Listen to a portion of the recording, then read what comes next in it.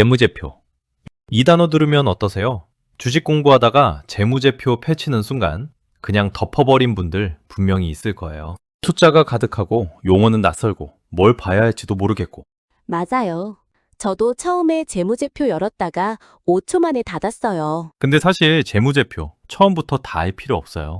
딱 핵심 세 줄만 보면 돼요. 오늘 재무제표가 왜 중요한지, 어디서 어떻게 보는지까지 알려드릴게요. 끝까지 보시면 재무제표 더 이상 안 무서워요. 시작합니다.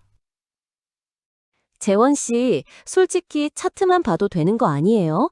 굳이 재무제표까지 봐야 해요? 이런 비유 들어보셨어요? 사람을 처음 만날 때 겉모습만 보는 것과 그 사람의 건강검진 결과지까지 보는 것. 어느 쪽이 그 사람을 더 잘하는 거예요? 당연히 건강검진 결과까지 본 쪽이죠. 주식도 똑같아요. 차트는 주가의 겉모습이에요. 재무제표는 그 회사의 건강검진 결과지예요. 회사가 실제로 돈을 잘 벌고 있는지, 빚은 얼마인지, 자산은 얼마인지, 이게 다 재무제표에 나와 있어요. 차트만 보고 주식 샀다가 알고 보니 그 회사 적자 투성이었다. 이런 일이 실제로 엄청 많아요.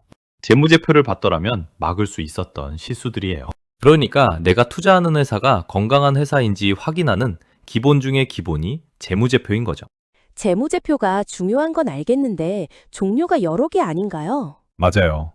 재무제표가 여러 종류인데요. 오늘은 딱 두 가지만 집중할게요. 손익계산서랑 재무상태표예요.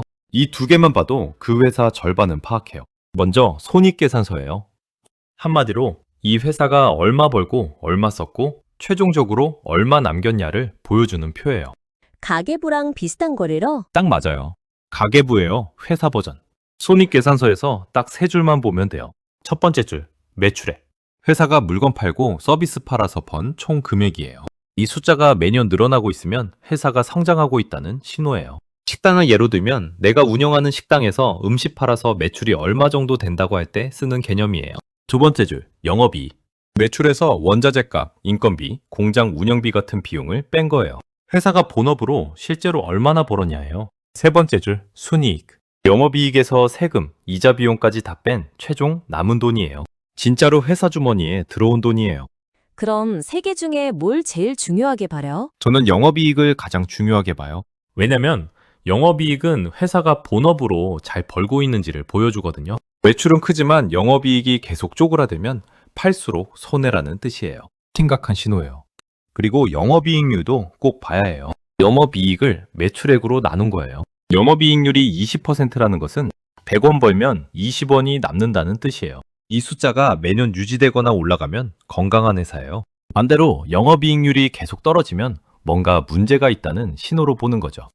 그럼 재무상태표는 뭐예요? 재무상태표는 이 회사가 지금 뭘 가지고 있고 빚은 얼마고 진짜 내 것은 얼마냐예요. 쉽게 말하면 회사의 재산 목록표예요.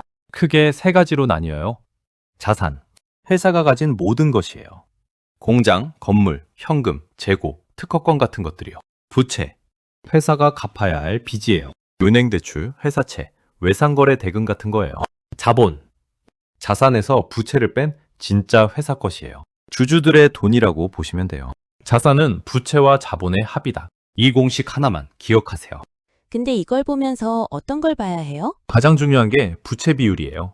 부채를 자본으로 나눈 거예요. 예를 들어서 삼성전자 자본이 300조인데 부채가 100조면 부채 비율은 33%예요. 굉장히 건전한 수준이에요. 일반적으로 부채 비율 100% 미만이면 안정적, 200% 넘어가면 위험 신호로 봐요. 부채 비율이 너무 높으면 어떻게 돼요? 회사가 돈을 못 벌기 시작하면 빚 갚기가 힘들어지거든요. 최악의 경우 부도, 상장 폐지까지 갈 수 있어요. 주식이 휴지 조각이 되는 거예요. 그래서 아무리 주가가 많이 올랐어도 부채 비율이 너무 높은 회사는 위험 요소가 있는 거예요. 재무제표를 봐야 이런 걸 알 수 있는 거고요. 재원 씨, 그럼 당기순이익이 매년 적장인 회사는 어떻게 봐야 해요? 주변에서 적자 기업인데도 주식 사는 사람들 있던데요. 맞아요. 이거 정말 중요한 포인트예요. 단기 순이익 적자가 1년이면 그럴 수도 있어요. 일시적인 비용이 크게 나갔거나 업황이 잠깐 안 좋을 수도 있으니까요. 근데 2년, 3년, 그 이상 계속 적자면 얘기가 완전히 달라져요. 회사가 버는 돈보다 쓰는 돈이 계속 많다는 뜻이잖아요. 그 상태가 계속되면 결국 현금이 바닥나고 돈을 구하려고 주식을 추가로 발행하거나 빚을 늘리게 돼요. 주식이 추가 발행되면 기존 주주 입장에서는 내 지분이 희석되는 거예요. 주가가 떨어지는 요인이 되는 거죠. 그래서 적자 기업 주식은 무조건 피해야 해요? 무조건은 아니에요. 성장 초기 단계 기업들은 투자를 많이 하느라 일부러 적자를 감수하는 경우도 있거든요. 근데 그런 경우에도 반드시 같이 봐야 하는 게 있어요. 바로 유보율이에요. 유보율이요? 그건 또 뭐예요? 유보율은 회사가 그동안 벌어서 쌓아놓은 돈인 유보액을 자본액으로 나눈 값이에요. 쉽게 말하면 회사의 비상금 통장 같은 거예요. 지금 당장 적자여도 쌓아놓은 돈이 두둑하면 한동안 버틸 수 있잖아요. 유보율이 높으면 안정성이 높은 거겠네요. 맞아요. 유보율이 높다는 건 그동안 꾸준히 이익을 내서 사내에 잘 쌓아뒀다는 뜻이에요. 불황이 와도 갑자기 큰 비용이 생겨도 자기 돈으로 버틸 수 있는 힘이 있는 거예요. 반대로 유보율이 낮은데 적자까지 계속 나면 버팀목이 없는 상태에서 손실이 쌓이는 거라 굉장히 위험한 상황이 될 수 있어요.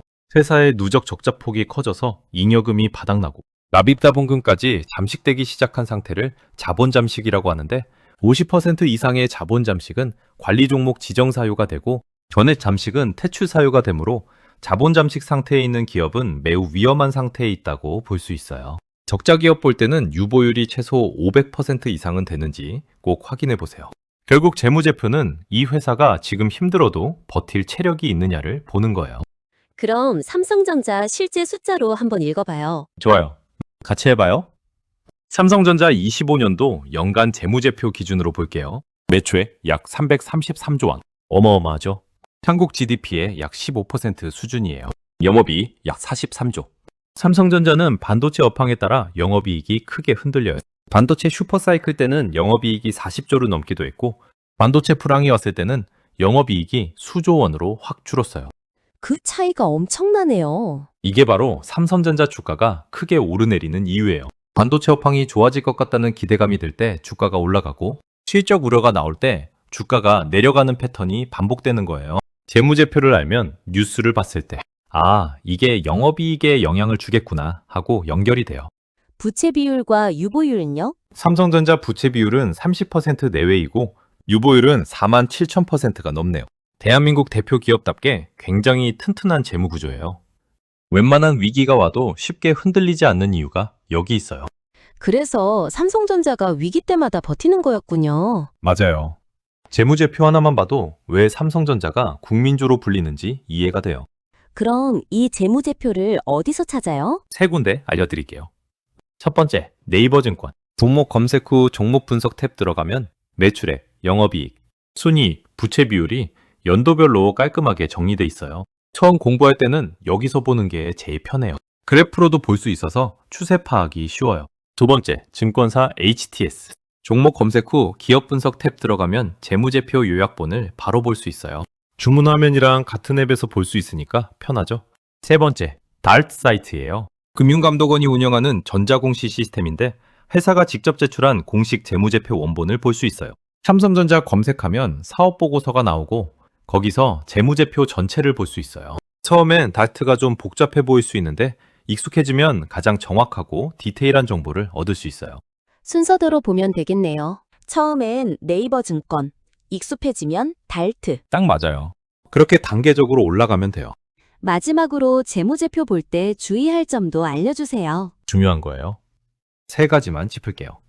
첫 번째, 1년치만 보지 마세요. 최소 3년치, 가능하면 5년치 추이를 봐야 해요.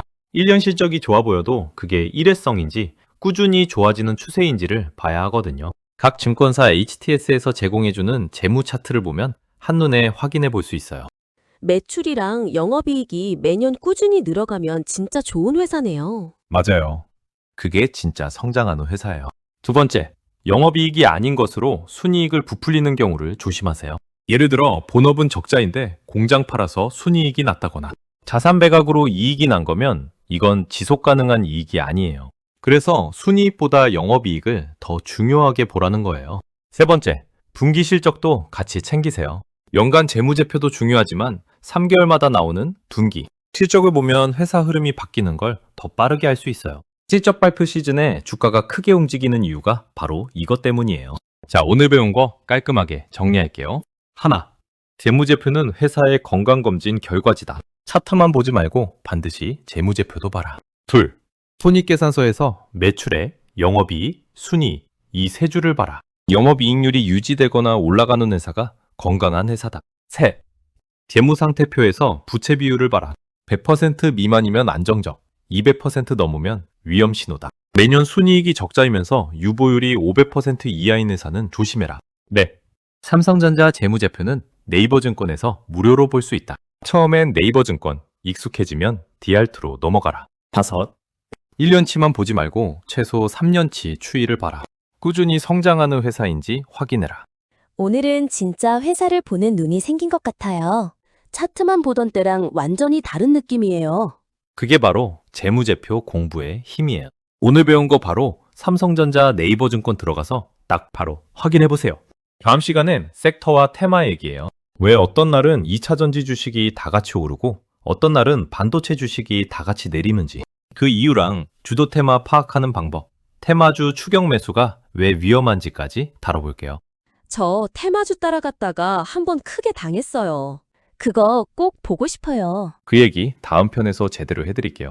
오늘도 끝까지 봐주셔서 감사해요. 도움이 됐다면 좋아요랑 구독 꼭 눌러주세요. 주린이 탈출 프로젝트 다음 편에서 만나요.